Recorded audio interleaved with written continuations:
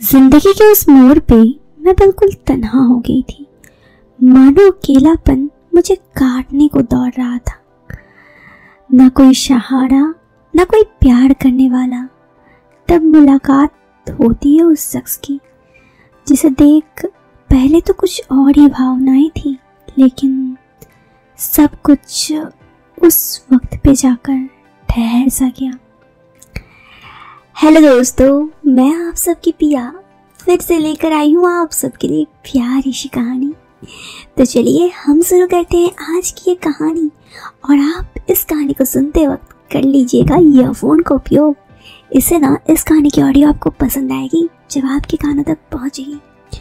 तो आज की ये कहानी पिया के साथ चलिए शुरू करते हैं। मैं स्नेहा हूँ। जिंदगी में हर लड़की की तरह मेरे भी हजारों सपने थे।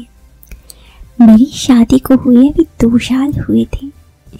सुखी प्यारा सा परिवार। मेरे सास ससुर थे, वो कभी कदार हमारे साथ रहने आते। मैं अपने पति के साथ, मेरे पति जहाँ जॉब करते वहाँ रहती। मैं अपने माता पिता की भी इकलौती संतान थी। बचपन से तन्हा रहने की आदत थी, तो पति के ऑफिस आने के बाद अकेले रहना मेरे लिए कोई बड़ी बात ही नहीं थी। मैं अपने माता पिता के ऑफिस चले जाने के बाद घर पे भी अकेले होती, जिस दिन कॉलेज स्कूल नहीं होता। जी हाँ, माता पिता मेरे दोनों जॉब करते थे। जब मैं 23 साल की हुई तो मेरे पिता ने रोहन नाम की बहुत ही अच्छी लड़के से मेरी शादी कर दी। मेरी अरेंज मैरिज शादी तो थी, लेकिन मेरे ऊपर किसी तरह का जोर ज़बरदस्ती नहीं था। घर वालों की रजामंदी और मेरी मर्जी से रोहन के साथ मेरी शादी हुई थी। रोहन जैसे इंसान से शादी करने के लिए मना कौन करे भला। नाम तो रोहन प्यारा सा, वैसे दिखने में भी काफ़ी आकर्षक था। मैं भी देखने में अच्छी थी। 20-22 की उम्र में तो सब दीवाने थे मेरे। नशीली आंखें, गोरा सा मेरा चेहरा, सुनहरे बाल। हाँ, मैंने अपने बालों को हाईलाइट करके रखा था। मेकअप वगैरह करने का भी हल्का शौक था मेरा। रोहन भी मेरी खूबसूरती को देखकर पहली नज़र में फिदा हो गया था। हम दोनों के घर की रजामंदी से मेरी और रोहन की शादी फिक्स हो गई। रोहन एक बड़े अच्छे मल्टीनेशनल कंपनी में जॉब करता था। किसी भी चीज़ की कोई तंगी न थी। फिर शुरू होती है शादी के बाद प्यार भरी वो दिन, जिनके मानो कोई अंत ही ना हो। ऐसी कौन सी लड़की होगी भला जो इन यादों को भूल सकती है। शादी के बाद के प्यार क्यों, अपने पति के साथ बिताए वो दिन को। यूँ तो ऐसा कभी नहीं होता, लेकिन मानो मेरी खुशियों को किसी की नज़र लग गई। शादी के 2 साल बाद मेरे पति एक प्लेन क्लास में उनकी मौत हो गई। जब मैंने ये बातें सुनी तो मेरे मानो शरीर से रूह निकल गई। लेकिन कहते हैं ना, जिंदगी आगे बढ़ने का नाम है और चलती रहती है। मेरे साथ भी कुछ ऐसा ही हुआ। मेरे सास ससुर ने मेरे माता पिता को किसी भी चीज़ की जिद नहीं की। मेरे माता पिता भी मुझे अपने साथ अपने घर ले आए। अब मेरे सास ससुर दूसरे शहर में रहते, मैं भी दूसरे शहर में। ऐसे में माता पिता के साथ जाना ही मैंने ठीक समझा। उनके साथ रहने लगी। अब मम्मी पापा का भी जॉब था, वो भी कितने ही दिन भला काम को बंद कर सकते थे। ऐसे में वो जॉब पर जाते, उनके रहते तो मैं ठीक रहती, लेकिन जैसे ही वो चले जाते मैं मानो अकेलापन काटने सा दौड़ता।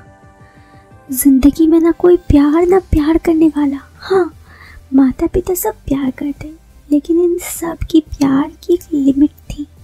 वो प्यार जो रोहन ने मुझे दिया था, वो विश्वास किसी और से नहीं मिल सकती थी। ये बात तो मैं समझ चुकी थी। खैर, अब अकेलापन मानो काटने लगता। मैं सिंपल साधारण सफ़ेद साड़ी पहनती। मेरे माता पिता ने कई बार कहा लाइफ में मूव ऑन करो, लेकिन मूव ऑन करना इतना आसान ना था। और यही साड़ी पहनना मुझे दिल को सुकून देता। मुझे लगता कि मैं रोहन की विधवा बनकर ही अपनी सारी ज़िंदगी बिता सकती। मेरे माता पिता की फिर ट्रांसफ़र हो गई मेरे पिताजी की, तो गवर्नमेंट जॉब में जो होते हैं उन्हें पता ही होगा कि जब एक जन का ट्रांसफ़र होता है तो उसी शहर में उनकी वाइफ को भी इजीली ट्रांसफ़र मिल जाता है। मेरे मम्मी को भी ट्रांसफ़र मिल गई। हम लोग एक नए शहर में आए। ये शहर थोड़ा सन्नाटा भरा था, मतलब सिंपल सा। जहाँ पे हम घर लिए थे ना, आसपास किसी से उतनी जान पहचान तो नहीं थी और ना ही कोई था। मुझे अजीब सा लगने लगा था, मैं आप सबको बयां नहीं कर सकती इस तरह। खैर, ऐसे ही दिन बीतने लगे। एक दिन जब मेरे माता पिता घर से निकल गए, मुझे लगा मैं अकेले नहीं रह सकती।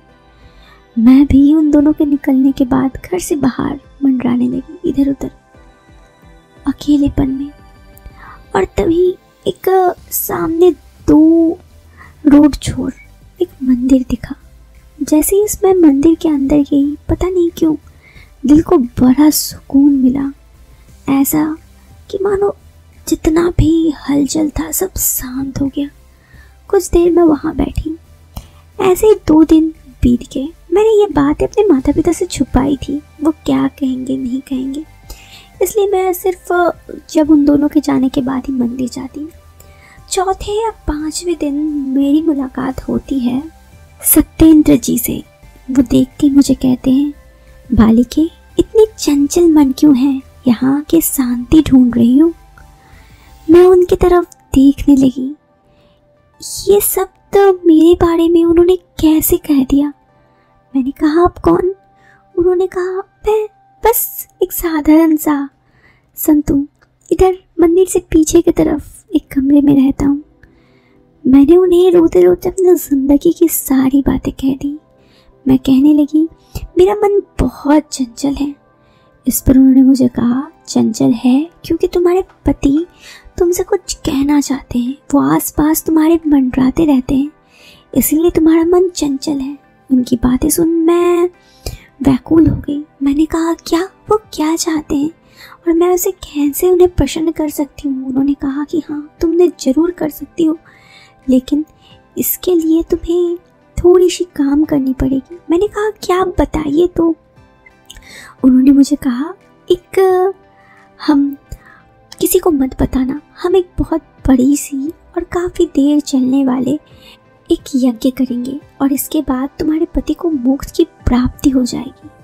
कुछ सामान लाने के लिए मुझे कहा गया और ख़ास कहा गया कि ये सब बातें किसी को ना बताने। उसके बाद क्या था, मैंने कहा ठीक है। और फिर मैं अपने घर से मेरे माता पिता के जाने के बाद एक दिन मार्केट जाके वो सारे सामान लेने आई। वो मैं पुजारी जी के पास गई। एक उन्हीं के पास पता नहीं क्यों अजीब सुकून सा मिलता, मानो कोई प्यार करने वाला हो। एक अलग सी फीलिंग जो कोई और नहीं समझ सकता। लेकिन इन सब चीज़ों ने मेरी मानो दुनिया ही बदल दी। मैंने जो सोचा वो हुआ नहीं मेरे साथ। आगे कहानी जारी है, जानने के लिए ज़रा सा इंतज़ार कीजिए, नेक्स्ट पार्ट जल्द आएगा। दोस्तों, ये वीडियो पसंद आई तो एक लाइक और चैनल पे पहली बार आए हैं तो सब्सक्राइब कीजिए। मिलते हैं फिर एक नए वीडियो में एक नए इंटरेस्टिंग टॉपिक के साथ। तब तक के लिए बाय बाय, टेक केयर।